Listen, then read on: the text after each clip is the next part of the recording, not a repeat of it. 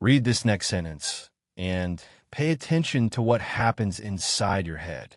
The sky is a deep shade of blue. Did you hear that? Not with your ears. Inside, a voice, your voice, silently speaking those words as your eyes passed over them. For most of you, that voice is there right now, narrating this, and it has been running in the background of your mind for as long as you can remember. Now here is the part that tends to genuinely unsettle people. Not everyone has it. Somewhere between 5 and 10% of people have no inner voice at all. No silent narrator. No words in the mind. Just quiet. And most of them, for most of their lives, had no idea they were different, because how would you ever know? You cannot hear inside anyone else's head. So you simply assume everyone's is like yours.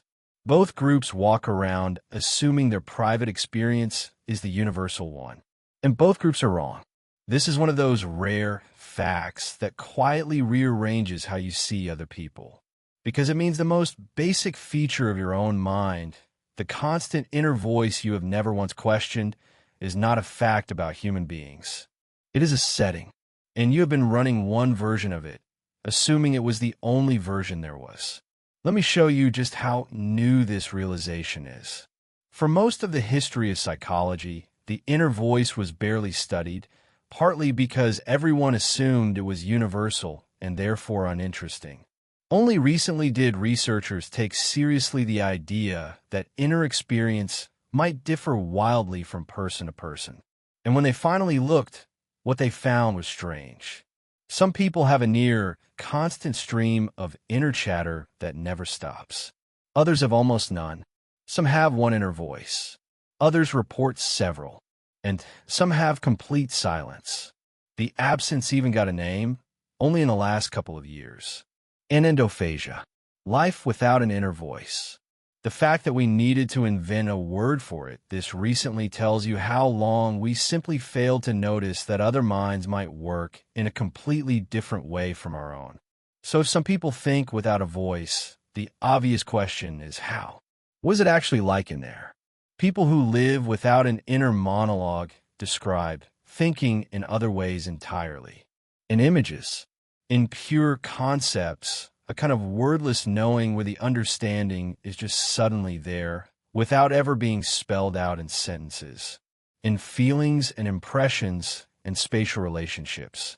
Ask them a question and the answer arrives, fully formed, without any narrated path leading up to it.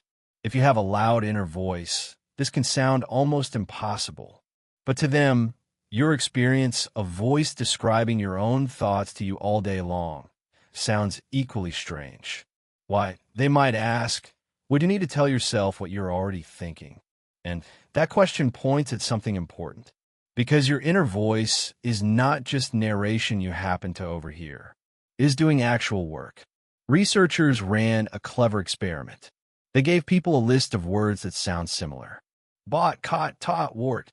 And they asked them to hold those words in memory. Now, if you have an inner voice, you already know what you would do. You would repeat the words to yourself, silently, in your head, to keep them fresh. It is automatic. And the people with strong inner speech did exactly that and remembered the words well.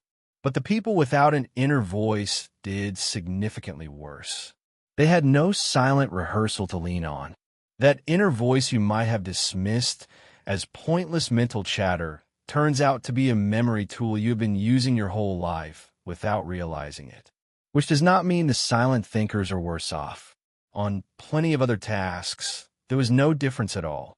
They simply solved those problems through other channels, images, intuition, spatial reasoning. It is not a better or a worse mind.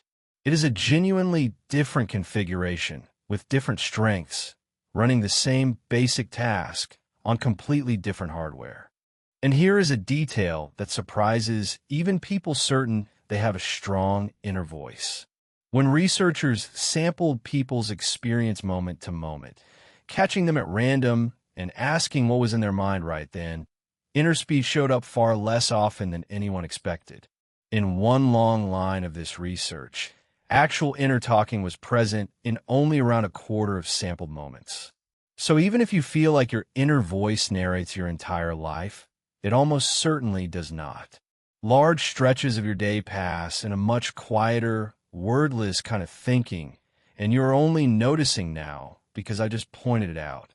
So go back to that voice in your head, the one reading these words to you right now. If you are one of the people who has it, it has felt your entire life like the very center of you, like thinking itself. But it is not thinking. It is one particular tool your mind uses to think, useful for some things, unnecessary for others, and completely absent in millions of people who are reasoning, deciding, and understanding the world just fine without it. The voice you take for granted is not the water that all human thought swims in.